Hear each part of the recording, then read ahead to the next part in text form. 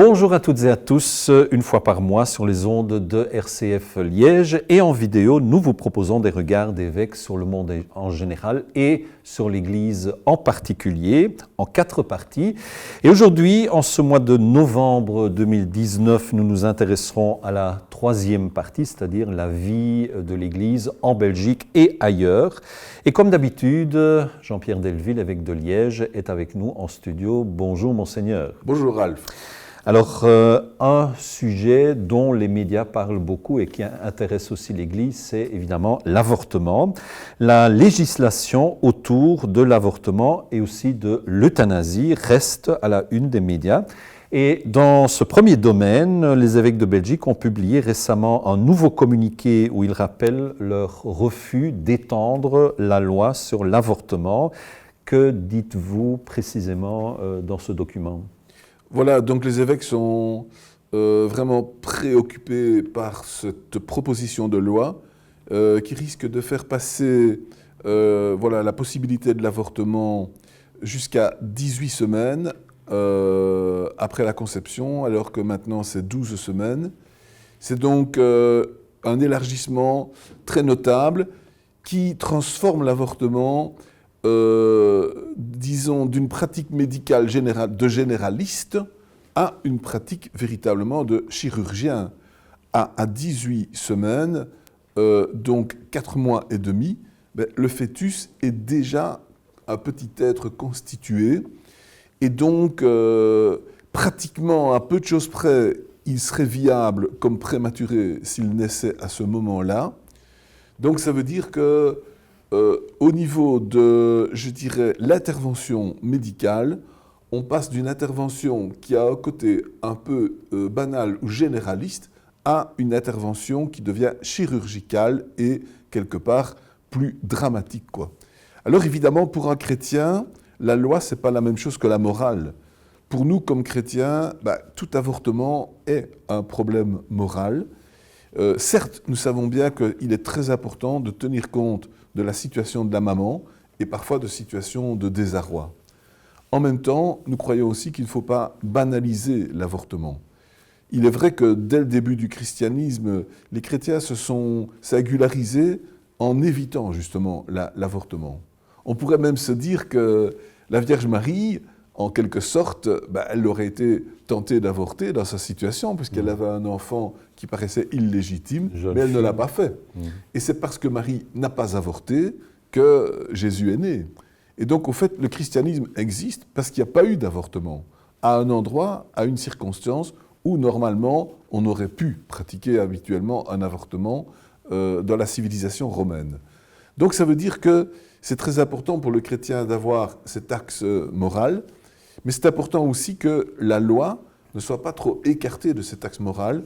Et donc voilà, nous espérons que cette proposition de loi ne soit pas prise, parce que déjà l'an dernier, en 2018, on a fait une loi qui d'ailleurs n'est pas encore totalement d'application parce qu'il y a un recours au Conseil d'État. Donc se précipiter pour faire une nouvelle loi en libéralisant davantage l'avortement, en le rendant, disons, pratiquement possible jusqu'à 18 mois et jusqu'à 18 semaines, et en permettant de le faire dans ces circonstances-là, ça provoque vraiment, je dirais, des drames chez les mamans, mais aussi chez les médecins, chez les soignants, chez les infirmières. Ça demande une véritable réflexion et approfondissement, et pas une précipitation comme celle dans laquelle on est lancé pour le moment. Vous parlez des médecins, plusieurs centaines de médecins catholiques se sont exprimés aussi ces derniers jours. Ça vous réjouit en quelque sorte ? Oui, c'est frappant de voir que de différents lieux, il y a des lettres publiques qui ont été rédigées. Je vois qu'il y a une association de médecins, ou plus exactement un groupe de personnes qui ont signé une lettre sur justement le sens pour une personne du corps médical ou du personnel soignant d'intervenir dans un avortement dans les circonstances de cette proposition de loi. Donc, ils demandent qu'on arrête cette proposition de loi et ils donnent le point de vue du corps médical et du personnel soignant. Je crois qu'il faut vraiment tenir compte de leur point de vue. Ce sont les personnes qui ont vraiment le plus d'expérience dans le sujet et donc qui peuvent le mieux en parler. Donc j'ai vu qu'il y a différents types d'interventions qui sont arrivées. Moi, je pense que l'opinion publique doit être alertée et doit être à l'écoute du personnel soignant qui connaît les mamans et qui connaît la situation des mamans dans ces situations-là, dans ces cas-là, et qui est un bon relais, au fait, pour nous exprimer ce qui se passe dans la vie de la maman dans de telles circonstances.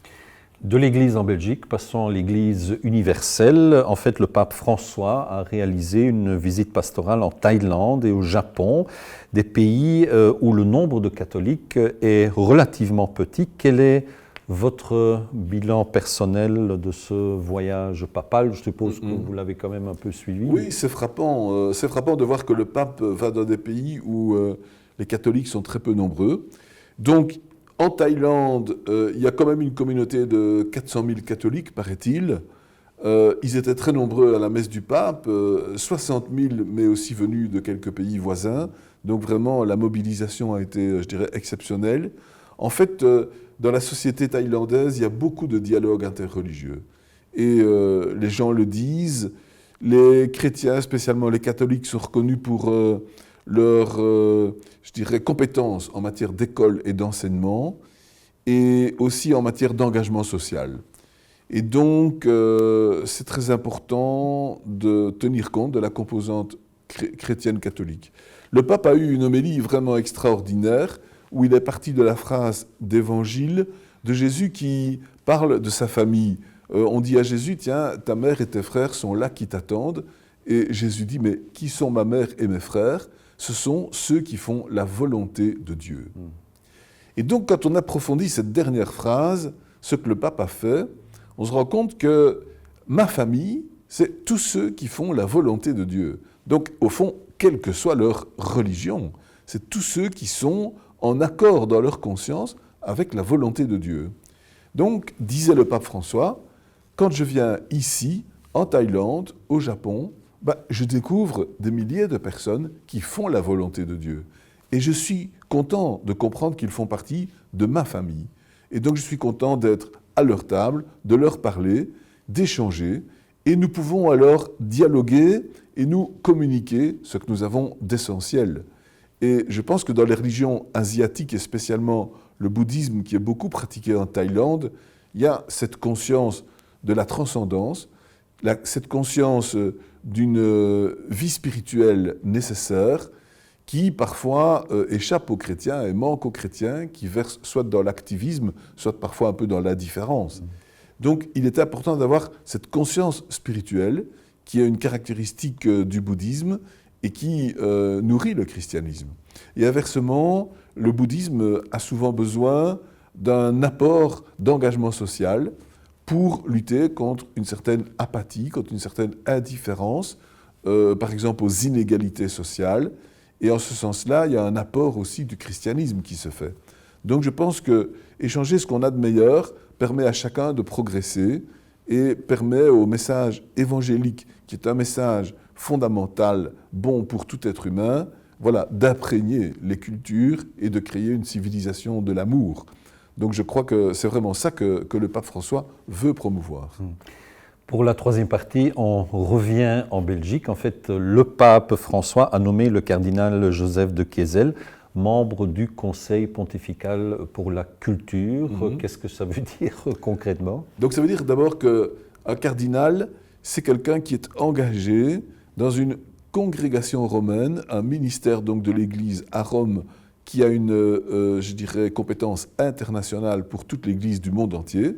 Et donc, notre cardinal Joseph de Kessel est déjà dans la congrégation pour les laïcs.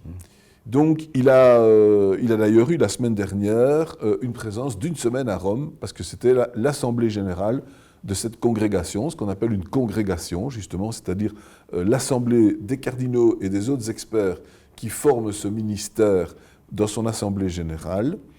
Et par contre, il reçoit maintenant une nouvelle nomination dans une autre congrégation, un autre dicaster, qui est donc le Conseil pour la culture, dirigé par le cardinal Ravasi. Ça veut dire que notre archevêque, le cardinal de Kessel, est très apprécié pour ses compétences au niveau culturel et donc figurera dans cette congrégation et dans ce conseil pour la culture d'une façon, je vais dire, digne et compétente.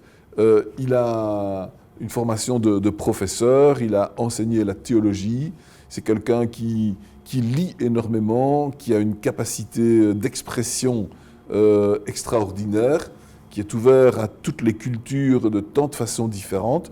Et donc ça veut dire qu'il a une place de choix, je dirais, dans ce type de conseil. C'est donc pour moi une très très bonne nomination, une très très bonne initiative, d'autant plus que le cardinal Ravasi, qui préside ce conseil, est aussi une personnalité exceptionnelle et un homme plein d'initiatives.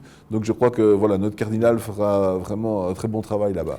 Est-ce que c'est d'abord un signe de reconnaissance de la personne du cardinal, ou bien est-ce qu'il y a aussi peut-être le pays, la Belgique, qui est reconnu dans cette nomination? Alors là, je ne suis pas dans le secret des dieux, ni dans les replis de la conscience du pape. Moi, je pense qu'il y a d'abord quand même une reconnaissance personnelle des qualifications de notre cardinal, parce que c'est quand même ça qui compte, c'est d'avoir une espèce de, je dirais, capacité personnelle pour répondre aux besoins de la congrégation et du dicaster en question. Maintenant, il est clair que derrière le cardinal, il y a un pays où la dimension culturelle est évidemment très intense, et donc en ce sens-là, il y a aussi, oui, toute une culture qui est derrière la personne du cardinal.